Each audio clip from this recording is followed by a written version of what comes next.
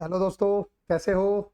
अच्छा, last lecture में आप लोगों के साथ कौन सा क्वेश्चन किया था हमने? क्वेश्चन नंबर 11 था ना। ये क्वेश्चन नंबर 11 आपको याद होगा, अच्छा लेंथी क्वेश्चन था हमारे पास एक। और आज मैं आपके साथ इस लेक्चर में एक बहुत इंपॉर्टेंट क्वेश्चन करूंगा अकाउंटिंग इक्वेशन का। डी महापात्रा के नाम से जाना जाता है। हाँ, ये अपने नाम से जाना जाता है, डी महापात्रा। लेकिन उसको करने से पहले मैं आपके साथ एक बार क्वेश्चन नंबर 13 स्टार्ट करूंगा बच्चे। तो पहले मैं आपके साथ क्वेश्चन नंबर 13 देखूंगा, ठीक है? आइए क्वेश्चन नंबर 13 देखते हैं हम लोग। Create the accounting equation on the basis of following transactions. Transactions आपके सामने हैं और आपको अकाउंटिंग इक्वेशन बनानी है क्वेश्चन नंबर 13 की। चलिएगा,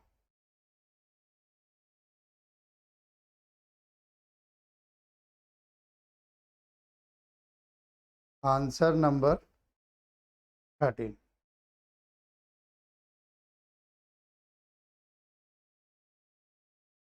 अकाउंटिंग इक्वेशन।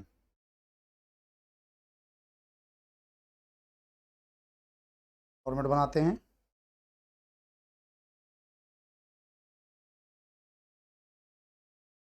सीरियल नंबर,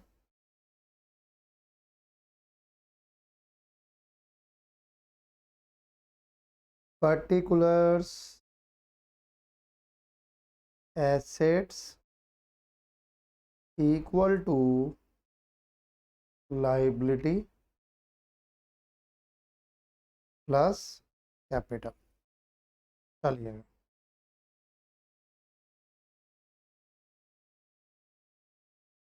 नीचे को भी खींचते हैं जरा। सबसे पहला क्या है आपके पास वो देखिएगा। कहता है commenced business with cash ₹50,000, goods ₹30,000 and furniture ₹20,000। आपने बिजनेस स्टार्ट किया, आपने 50,000 कैश लगाया, आपने 50,000 के ही गुड्स लगाए।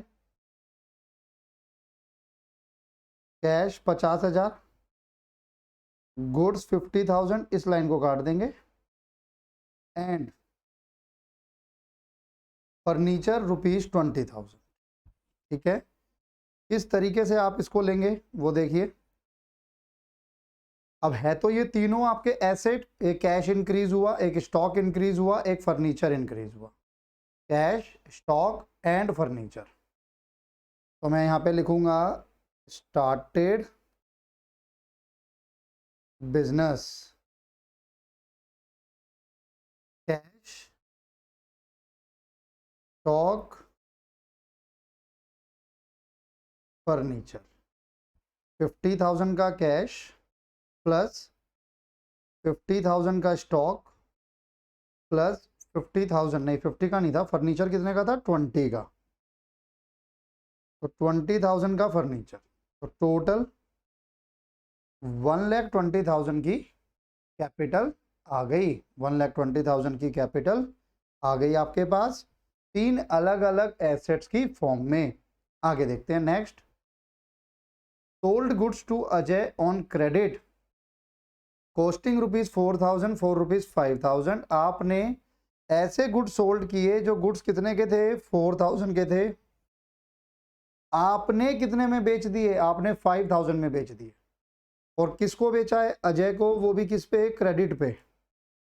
यहाँ पे मुझे लगता नहीं है कि मेरे पे जगह पड़ेगी पूरी, तो ये मेरा डेटर है। मैं पूरा लिख नहीं पाऊंगा इसको, क्योंकि मुझे लगता है एसेट्स तो अभी और भी होंगे आगे।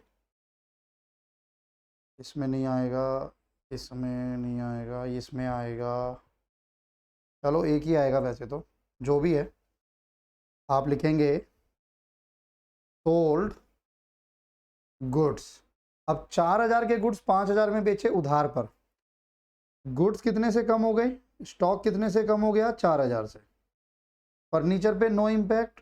डेटर कितने से बढ़ गया? 5,000 से। भाई अगर मैं आपको 4,000 का आइटम 5,000 में बेच रहा हूं तो मैं आपसे कितना रिकवर करूंगा? 5,000 रिकवर करूंगा ना। तो डेटर कितने के हो गए? 5,000 के हो गए।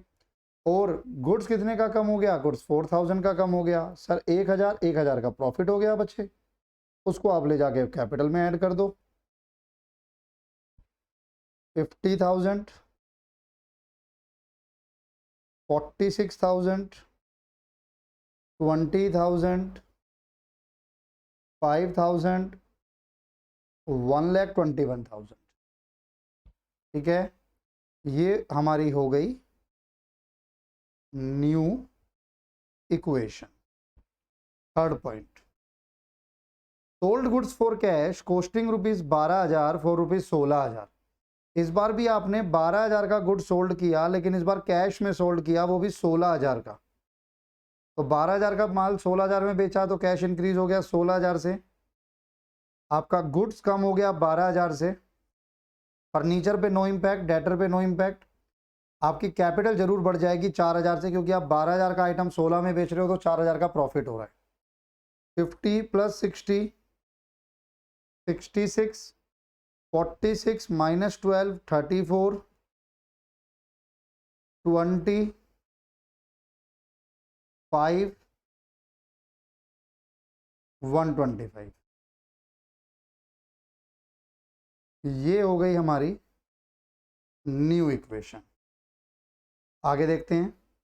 आपने गुड्स परचेज किए फॉर कैश कॉस्टिंग ₹40,000। 40,000 का गुड्स मैंने कैश में परचेज किया, कैश परचेज। ये पर्टिकुलर्स की ज़्यादा टेंशन लेने की ज़रूरत नहीं है कि सर पर्टिकुलर्स में क्या लिखना है, अपने को वो समझ नहीं आता। कोई दिक्कत नहीं है, जो समझ आता है वो लिख दो, उसकी इतनी टेंशन नहीं है।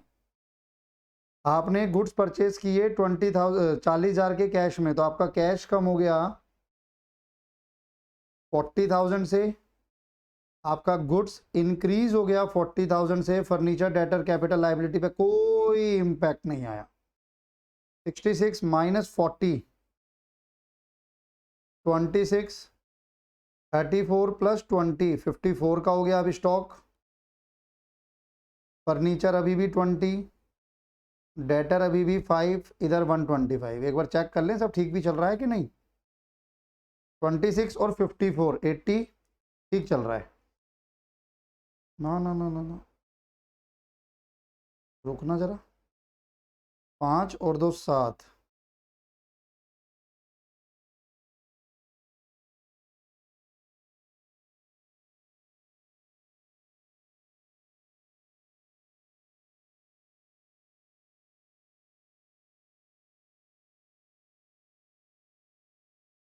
अस्सी। ये एक 5 आ रहा है, यहाँ एक 25 आ रहा है, क्या खा गया मैं बीच में।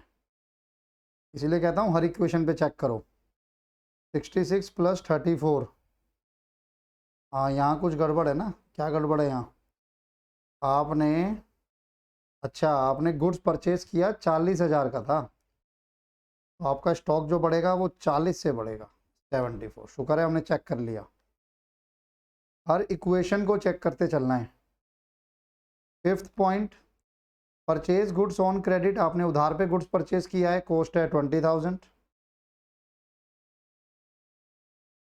परचेज ऑन क्रेडिट, अब अगर उधार पे कराए तो कैश तो जाएगा नहीं, स्टॉक आ गया और आपकी लाइबिलिटी में आ जाएगा क्या, क्रेडिटर। इतना आ गया क्रेडिटर 20,000। कैपिटल पे अभी कोई इम्पैक्ट नहीं है। कैश चल रहा है 26, स्टॉक हो गया 94, 20,000 का फर्नीचर हो गया, 5,000 का डेटर हो गया, क्रेडिटर हो गया 20 एंड 125, 145 हो रहा है। 12 1 20, यस, न्यू इक्वेशन। आगे बढ़ते हैं सिक्स्थ पे। Paid rent ₹3,000 including 2,000 in advance. अब आपको रेंट आपने पे किया, टोटल 3,000 पे किया और उसमें से 2,000 एडवांस है, यानी 1,000 तो आपका करंट ईयर का था, जो पीरियड आपका चल रहा है उसका था। 2,000 अभी वो समय जो अभी आया नहीं है, आगे फ्यूचर का आपने एडवांस में पे कर दिया। तो 2,000 जो आपने एडवांस में पे कर दिया वो एडवांस रेंट हो गया। अब सुनिए मेरी बात, रेंट पेड, ध्यान से सुनना। और आपने टोटल जो रेंट पे किया है वो 3,000 है, कैश में से माइनस हो गया। टोटल जो आपने रेंट पे किया वो 3,000 है। स्टॉक पे कोई चेंजेस नहीं, फर्नीचर पे कोई चेंजेस नहीं, डेटर पे कोई चेंजेस नहीं। एक नया अकाउंट ओपन होगा, एडवांस रेंट, नो डाउट जगह नहीं है हमारे पास तो आपको थोड़ा सा कोऑपरेट करना पड़ेगा। कितना एडवांस रेंट था? 2000। और 1000 जो आपका करंट ईयर का बनता है वो कैपिटल से माइनस होगा। 1000 जो आपका करंट ईयर का बनता है वो कैपिटल से माइनस होगा। भाई 2000 आपने जो अगले साल के लिए पे कर दिया या अगले महीने के लिए पे कर दिया, वो तो आपका इस पीरियड का खर्चा हुआ नहीं फिर, क्योंकि वो पीरियड अभी आया नहीं, तो उसे हम एक्सपेंस बनाएंगे नहीं। हम एक्सपेंस किसको बनाएंगे? जो हमारा करंट ईयर का है सिर्फ उसको। तो करंट ईयर के एक्सपेंस को हम कैपिटल से माइनस कर देंगे। 26 minus 3, 23 plus 94 plus 20 plus 5 plus 2, इधर अभी भी 20 है, एंड 124। अब कहता है सैलरी पे की आपने 2000, ये आपकी न्यू इक्वेशन आ गई। सैलरी, अब मुझे बताओ अगर आप सैलरी पे कर रहे हो तो सैलरी तो आप रेगुलरली पे करते हो, और कोई भी पेमेंट जो मैं रेगुलरली करता हूँ वो मेरा क्या बनता है? वो मेरा एक्सपेंस बनता है। तो सैलरी अगर मैं पे कर रहा हूँ 2000, तो एक तो मेरी जेब से पैसा जा रहा है, 2000 कैश में से माइनस कर दो, और 2000 क्योंकि मैं पे कर रहा हूँ रेगुलरली, सैलरी मेरा क्या बनेगा? एक्सपेंस बनेगा, तो वो उसमें से माइनस हो जाए। 23 माइनस 2, 21, 94, 20, 5, 2, 20, 122। तो 1 22 और 20, 1 44, 144, इधर आओगे 9 10 11 12, 9 10 11 1 15, 1 20, 1 40, 140। ठीक है जी, अभी तक भी 8th पॉइंट पे आ जाते हैं। Sold goods costing ₹8000 4 ₹1000। भारी नुकसान उठाना पड़ेगा भाई। 8000 जिन गुड्स की कॉस्ट थी ना, आपने उसको 1000 में बेचा, और आगे कुछ भी नहीं लिखा, कैश या क्रेडिट कुछ नहीं लिखा, तो क्या मानोगे? कैश मानोगे, क्योंकि जिसको बेचा है उसका नाम भी गिवन नहीं है। अगर नाम गिवन होता और कुछ ना लिखा होता तो क्या मानते? क्रेडिट मानते। तो 8000 का गुड्स आपने मात्र 1000 में सोल्ड कर दिया, सोल्ड गुड्स। तो आपका जो गुड्स है वो 8000 से कम हो गया, आपका जो गुड्स है वो 8000 से कम हो गया।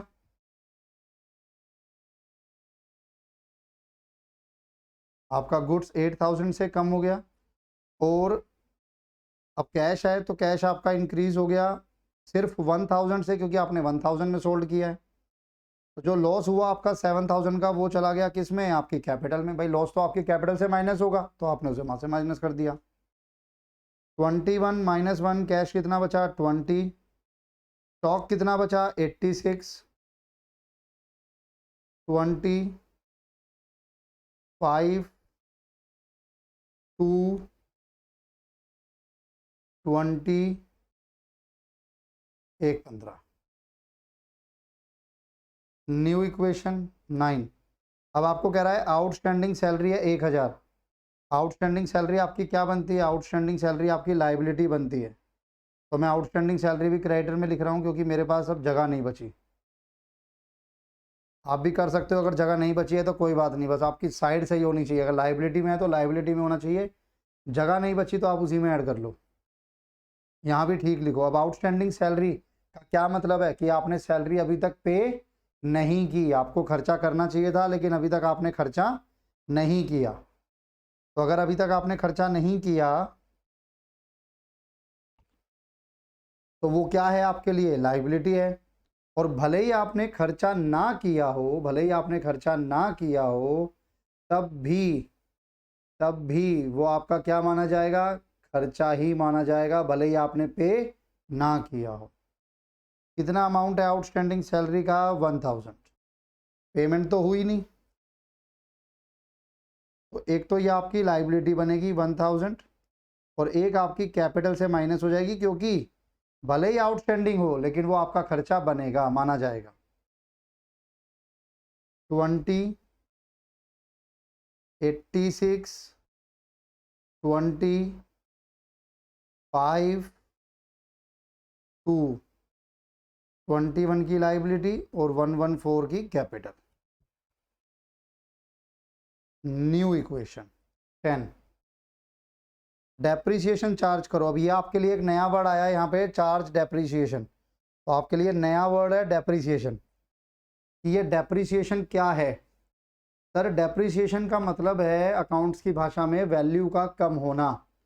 आपके एसेट्स की वैल्यू कम होती है, उसको कहा जाता है डेप्रिसिएशन। देखो मैं आपको ऐसे समझाता हूँ, मैं कोई भी आइटम लेकर आया, मैं ये मोबाइल लेकर आया, तो जब मैं ये मोबाइल लेकर आया ना, अभी 1 हफ्ते पहले लेकर आया 60,000 का, डेप्रिसिएशन बता रहा हूँ आपको। ये मोबाइल अभी मैं लेकर आया 1 हफ्ते पहले 60,000 का। मैंने आपको बोला 1 हफ्ते के बाद आफ्टर अ वीक कि भाई क्या आप ये मोबाइल मेरे से लेना चाहोगे? आपने बोला हाँ सर लेंगे। मैंने कहा लाओ फिर 60,000। क्या आप मुझे इसके 60,000 दोगे आफ्टर अ वीक? नहीं दोगे, जबकि कुछ नहीं हुआ सर, बढ़िया है। मैंने इस पर कवर भी चढ़ाया सर, देखो अच्छा सा अलग से बढ़िया कवर चढ़ाया हुआ है मैंने इस पर अलग से, वो भी ले जाओ साथ में फ्री। और क्या कहते हैं उसको जो फ्रंट पे कराते हैं हम लोग, टेम्पर, टेम्पर भी कराया हुआ है, वो भी ले जाओ। तो सही मायनों में तो मुझे आपसे 60,500 लेना चाहिए था, मैं आपसे सिर्फ 60 ले रहा हूँ। आप कहोगे सर ये सब बेकार की बात है। अगर एक बार मोबाइल आपने परचेज कर लिया, यूज कर लिया, चाहे 1 घंटे के लिए किया हो, उसकी वैल्यू मार्केट में क्या हो जाती है? गिर जाती है। इसी को कहा गया है क्या? डेप्रिसिएशन। तो डेप्रिसिएशन एक तो हमारे लिए क्या है? नुकसान है।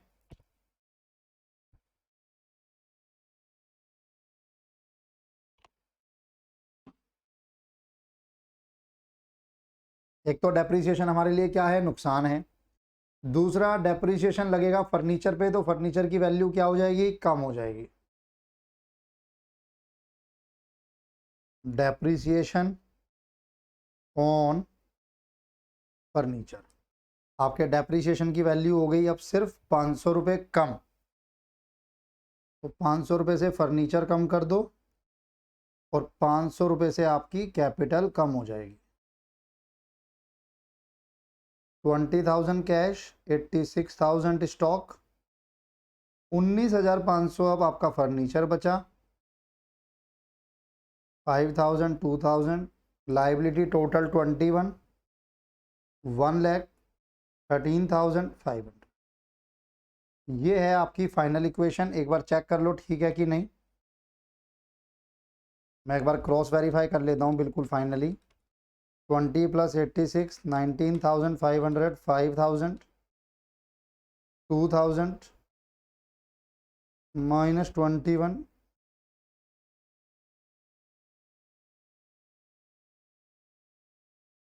कुछ तो गड़बड़ आई है भाई। 86 + 20 बड़े क्वेश्चंस में हो जाती है अगर नहीं, हर इक्वेशन को नहीं चेक करोगे तो।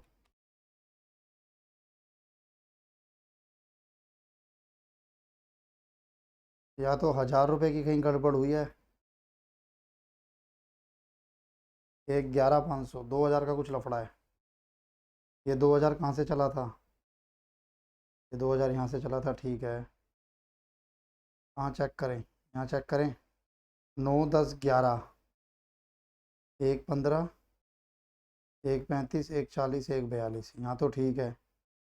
8,000, 1,000, 7,000 माइनस 1,15 और 20, 1,35, 20,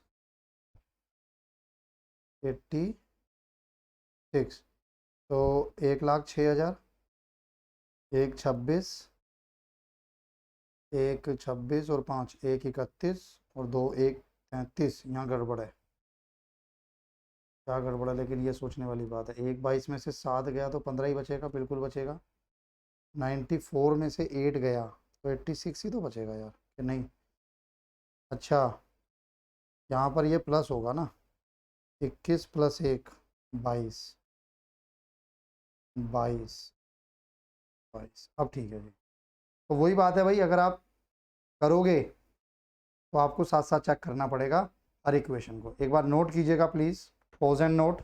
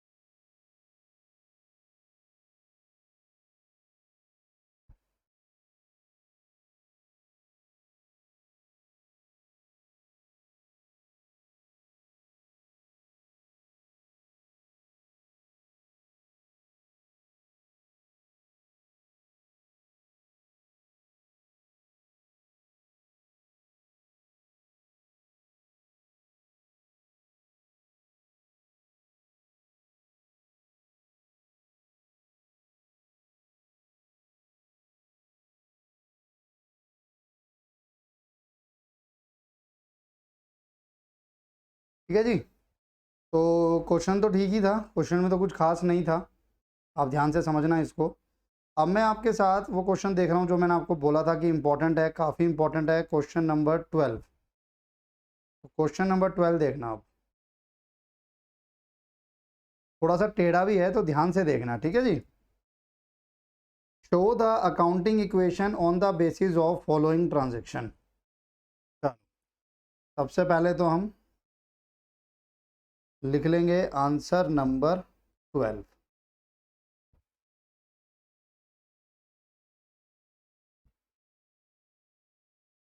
कई बार ना स्टाइलस काम करना बंद कर देता है। चल भाई, ये वेट कर रहे हैं। नहीं छिड़कते थे हम, ऐसे ऐसे छिड़कना पड़ेगा, देखते हैं, देखो चल गया ना। देसी जुगाड़ हर जगह काम आता है, टेक्नोलॉजी में कितना ही हाई फाई हो जाना। Answer number 12,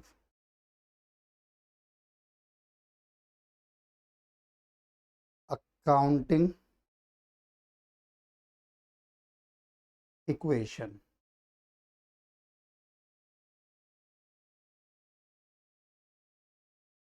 serial number, particulars, assets, liability plus capital.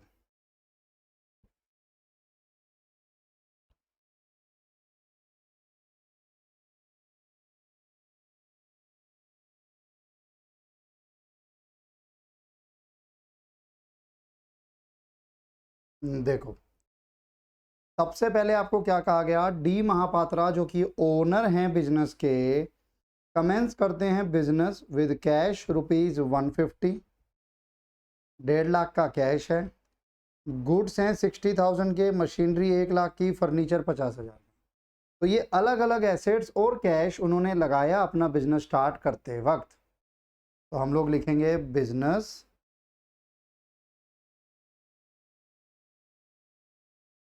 Started, क्या क्या लगाया, कैश लगाया 150,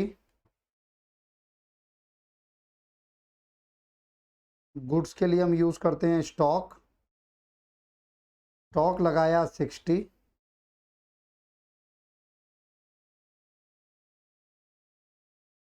मशीनरी 1 लाख,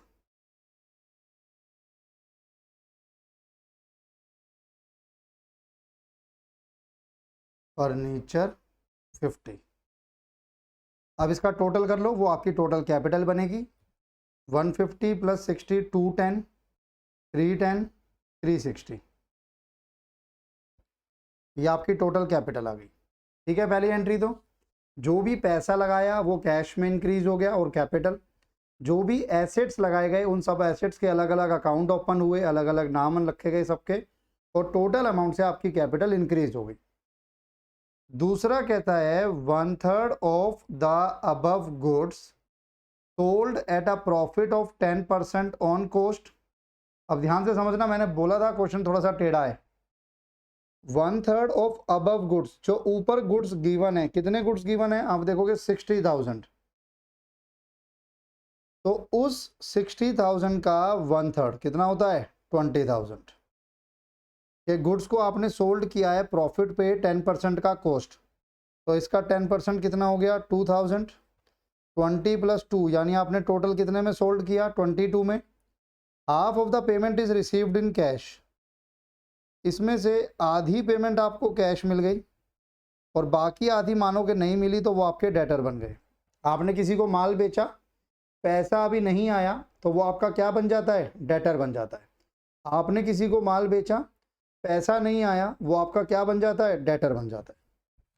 तो कैश 11,000 बन गया, डेटर 11,000 बन गया, 20,000 का माल 22,000 में बेचा गया। अब ध्यान से देखना, सोल्ड गुड्स, कैश कितने से आया 11,000 से, स्टॉक कितने का चला गया 20,000 का, मशीनरी पे कोई इंपैक्ट नहीं, फर्नीचर पे कोई इंपैक्ट नहीं, कैपिटल कितने से बढ़ेगी भाई, जितने का प्रॉफिट है 2,000 का, और आपका एक डेटर ओपन होगा कितने से, 11,000 से। आपने 20,000 के गुड्स को 22 में बेचा, तो गुड्स कितने के कम हो गए, 20 के। गुड्स में से माइनस किया गया 22 का बेचा, तो 2,000 का प्रॉफिट वो जाके कैपिटल में ऐड हो गया। वो भी हो गई सर, बात आ गई समझ में। अब इस 22 में से 11,000 आपको कैश मिल गया, वो कैश में ऐड कर दो। रिमेनिंग का जो 11,000 बचा वो अभी मिला नहीं है, वो डेटर है, उसको डेटर में ऐड कर दो।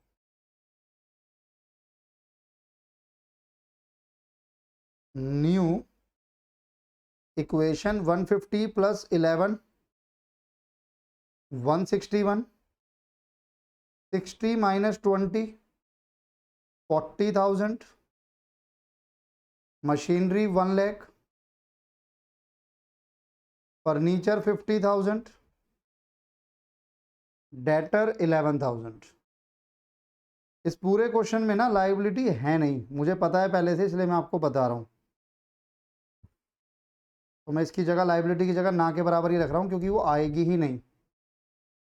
362 टोटल चेक कर लो, 161 प्लस 40 2,01,000, 3,01,000, 3,51,000, 3,61,000 एंड 3,62,000। यहाँ तक तो ठीक आ गया।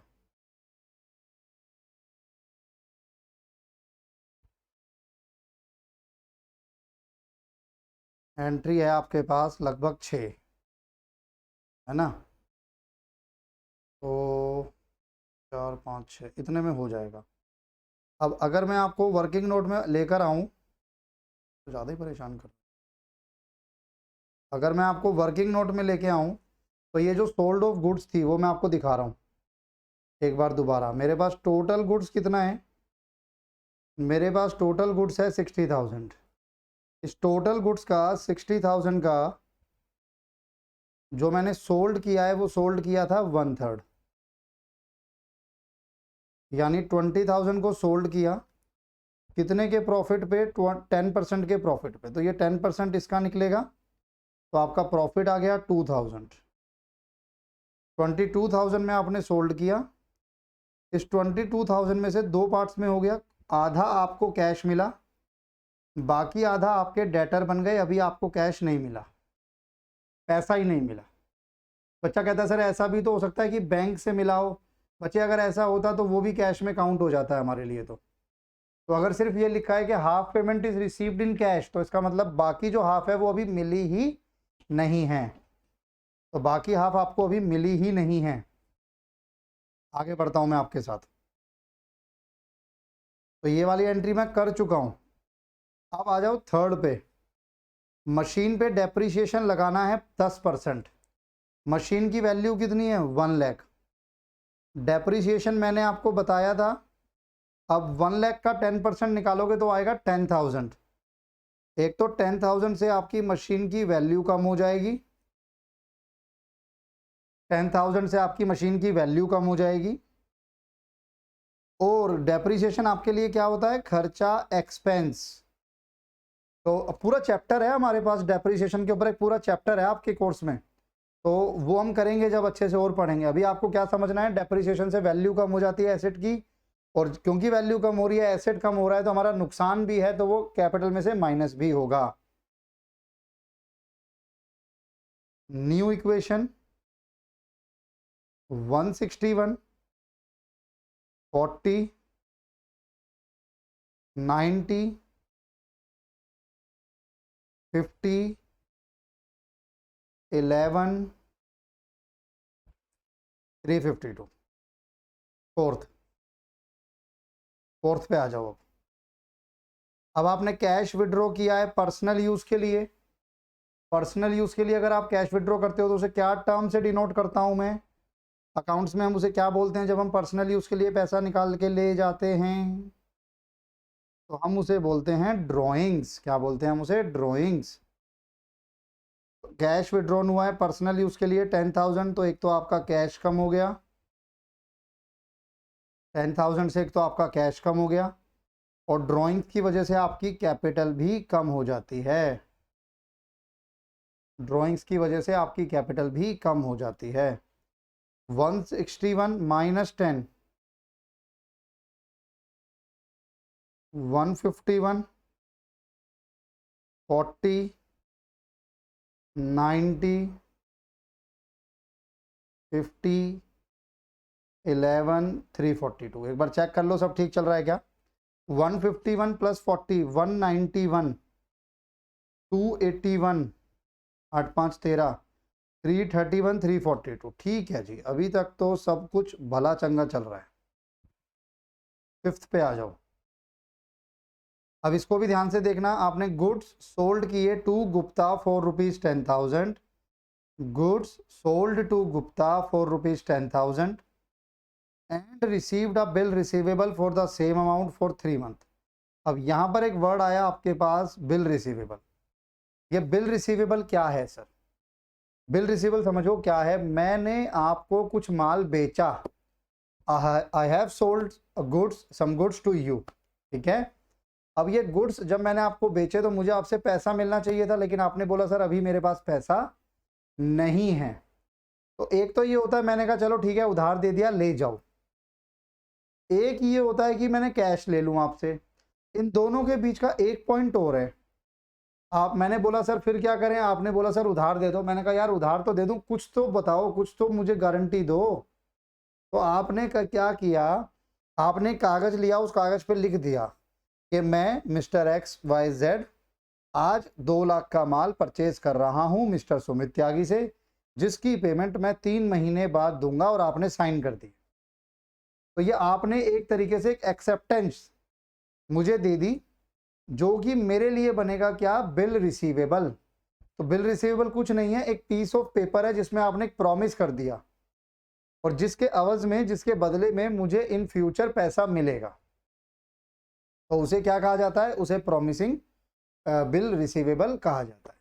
तो बिल रिसीवेबल भी मेरे लिए एक तरीके से एसेट है, जैसे डेटर होता है, क्योंकि उसके बदले में मुझे फ्यूचर में पैसा मिलता है। तो अगर जगह ना हो तो आप डेटर में ऐड कर सकते हो। मेरे पास अभी जगह बच रही है, इसलिए मैंने बिल रिसीवेबल में ऐड अलग से लिख दिया, गुड्स सोल्ड। अब आपने कितने के गुड्स सोल्ड किए वो देख लो। Good sold to Gupta for ₹10,000, तो 10,000 के आपने गुड सोल्ड किए, तो आपका स्टॉक कम हो गया 10,000 से, और 10,000 आपका जो है वो जाकर बिल रिसीवेबल बढ़ गया। कैपिटल पे कोई इम्पैक्ट नहीं, क्योंकि प्रॉफिट का कोई सिनेरियो गिवन नहीं है। 151, 30, 90, 50, 11, 10, 342। ये आपकी न्यू इक्वेशन आ गई।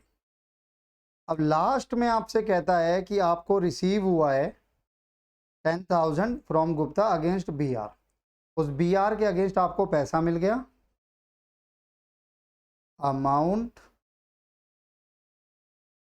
Received against BR।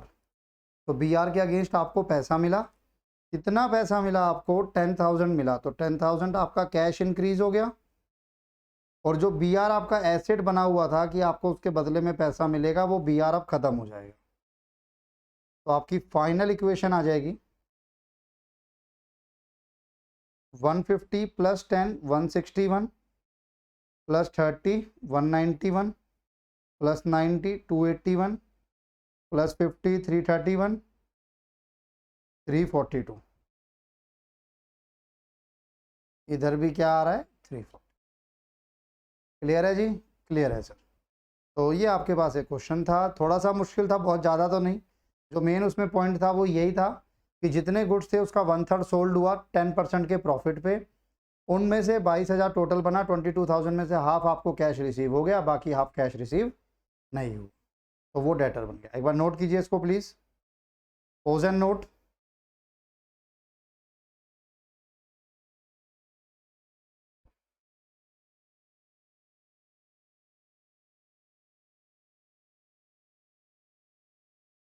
Pose and note, pause and note. Cause and note. ठीक है जी, ठीक है सर। तो मैंने आपके साथ 2 क्वेश्चन किए आज के लेक्चर में। आज के लेक्चर को यहीं रोकता हूँ, और इसमें कुछ खास है भी नहीं, अब आप कर लेना। नेक्स्ट क्लास में हमारा इसका थोड़ा सा टॉपिक चेंज हो जाएगा, वो कराऊंगा। आज अभी इतना ही। ठीक है, बाय बाय, थैंक यू। जो भी क्वेश्चन रह गए हो इसके वो प्लीज़ कर लीजिएगा, हो जाएंगे आपसे।